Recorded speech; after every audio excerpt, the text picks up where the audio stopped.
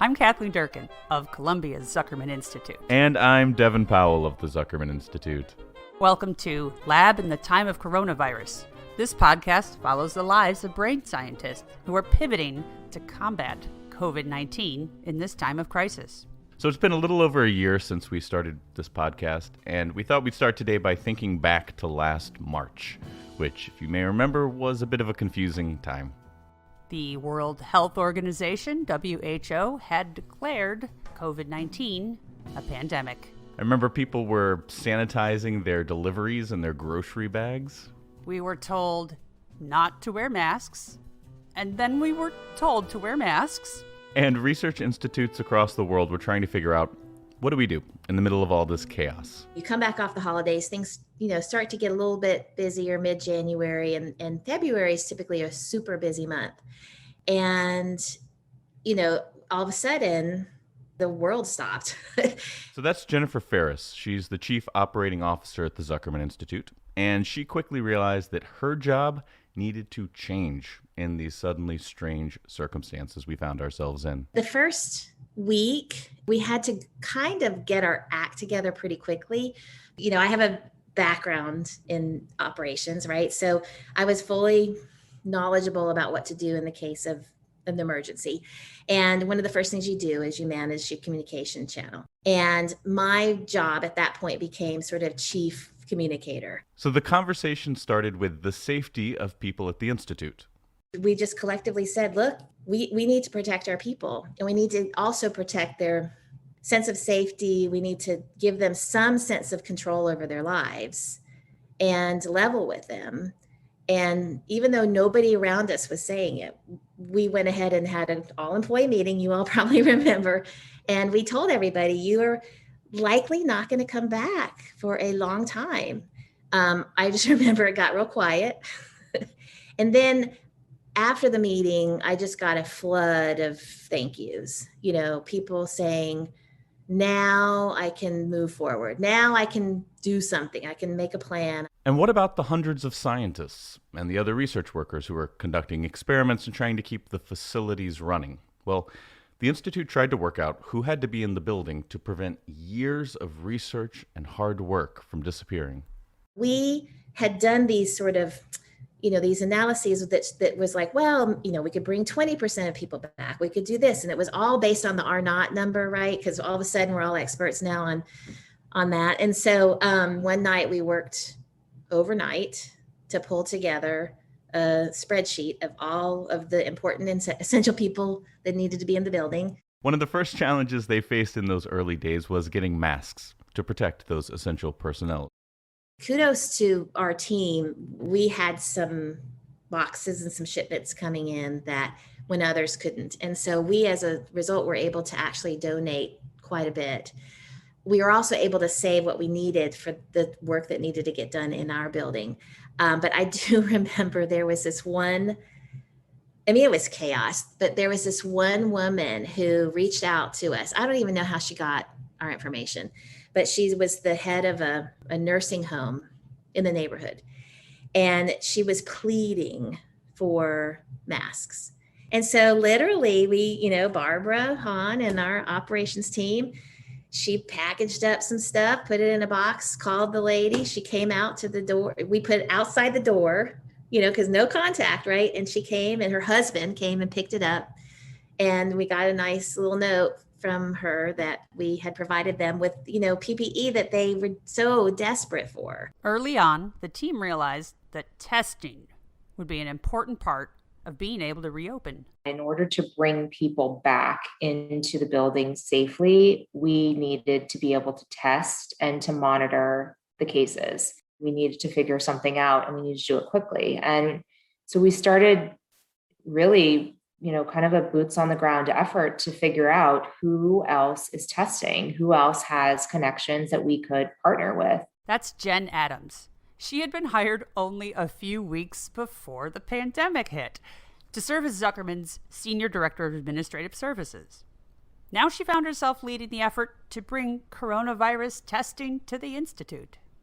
My background is hospitality operations. So coming in and then having a pandemic hit, I first felt like I didn't know, what is serology? What is COVID-19? What does quarantine mean? I had no idea. And I spent a lot of time reading and trying to learn and understand. And I think we all were just on adrenaline, and we knew that we were making a difference by helping further this critical research. Jen started making calls. We reached out to the state of New York. We reached out to Bloomberg. At the time, there were all sorts of collaborations that were happening in terms of, getting this testing program in the state going. And we were connected with a startup out of San Francisco that was partnering at the time with the New York Genome Center for a testing program. And we were on the phone with this group. I can't even begin to tell you how many hours, but we basically plotted out how we would be able to start a testing program. And we went through all of the steps of, okay, how are we going to monitor this? How often will we test? Is it a swab? Is it a spit test? What's the process of getting it to the lab? We mapped out everything.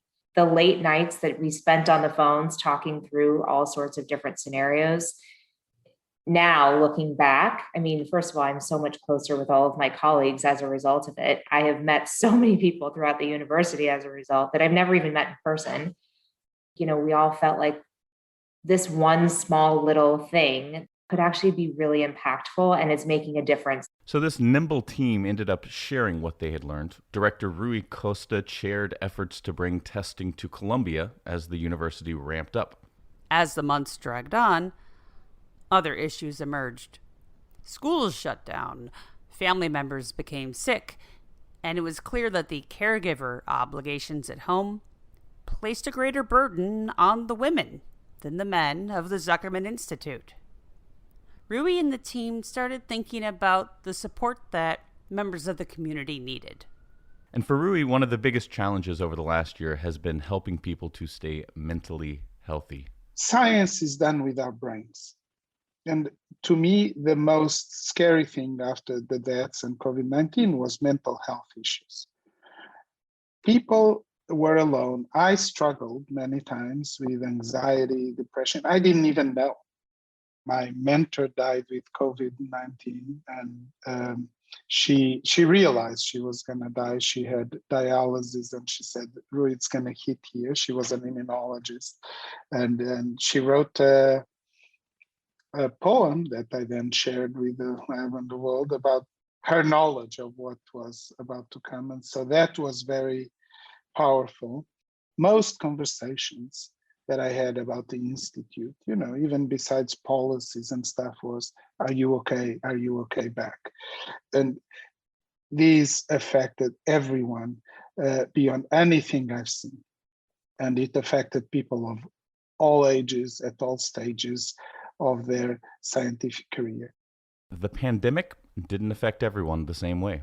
We don't realize how different the realities are for different groups. The people that work every day, from the people that clean our building to take care of our animals, some of them are contractors and they have a certain amount of leave. They were afraid of getting sick or getting a fever, not because they were afraid of getting the disease, but they were afraid of getting without pay. They were like, "Rui, if we go home and we have 2 weeks of leave, if I have to stay longer, then I can't survive." So we changed some of those contractors to be permanent workers. The new reality exposed underlying issues that predated COVID-19. Inequities and lack of inclusion that we hadn't realized, and it led us to correct it.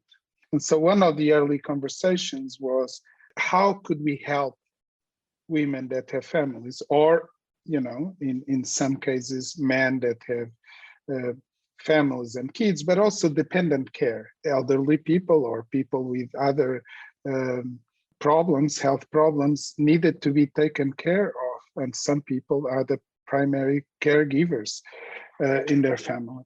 And so we had a strong discussion at the university level, but we decided at Zuckerman, some people needed help on daycare, some people wanted to bring kids closer to work. It was hard to find a solution that would fit everyone. The Institute gave financial assistance to those with children. And that had, I think, a big positive impact, at least psychologically and sociologically. People felt they matter.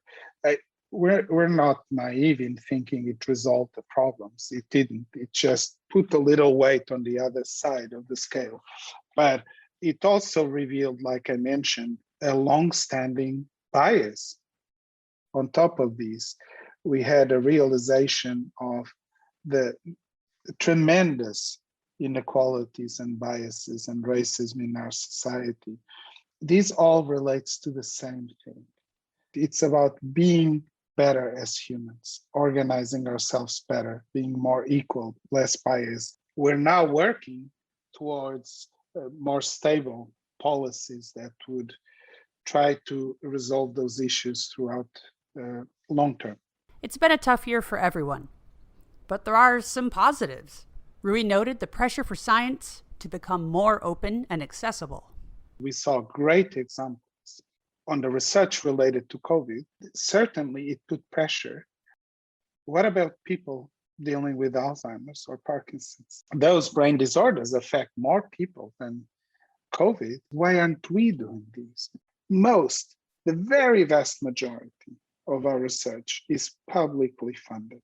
So the public has the right to know the results. Rui, you said you were going to test hypothesis A. We gave you the money. What are the results of the test of hypothesis A? It's less okay by society to not share. In another positive, Jenna Adams sees a new hybrid model for the Research Institute that allows people to work in different ways. I really want to come back from this pandemic on a greater scale. I think in many ways, this is such an opportunity for us, whether it's technology or whether it's just thinking outside of the box of how we use our space, or what our collaborations look like in a new world. I think that's really kind of at the forefront of my mind now. Just living in Manhattan alone poses a challenge for a lot of people. And the fact that now people can have a more flexible schedule, can focus on their lives and what works for them, and yet still maintain their jobs and maintain the connection with their colleagues with the click of a button, I think is really amazing. And for Jennifer Ferris, seeing the way the Zuckerman community has come together has been inspirational. There are people that when there's an emergency or there's a disaster, they run away or they run towards. Our administrative group ran towards what was going on. And that was pretty cool. Those first few weeks, we're over here trying to figure out what we're going to do. And, how are we going to schedule people, who's essential, all that stuff. And in the meantime, literally every day, I would get 10, 15, 20 emails from people in various labs pleading for me to please give them something to do, like some job that they could do to help. People showed up.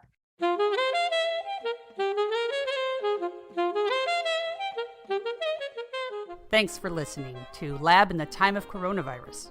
Take a look at the show notes for links to all the things we discussed.